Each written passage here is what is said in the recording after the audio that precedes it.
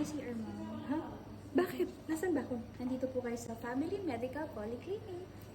Ah, okay. Sige, CR lang. Bye.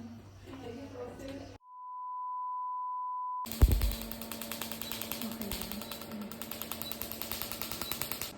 Ang lakas maka-artista ng shades. Mama, ano pong gagawin niyo sa akin? Laser hair removal for underarm. Ah, okay. So, it's time na sa kilikili.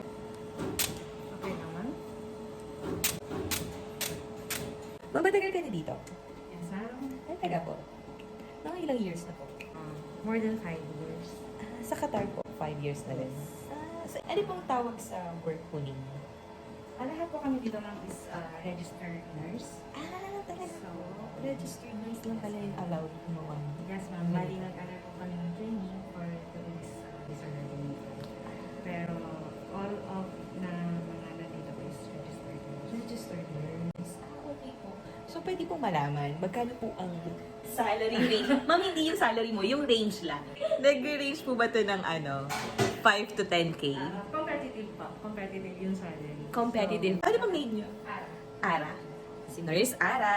Say hi naman po. Bye. Thank you po. Salamat.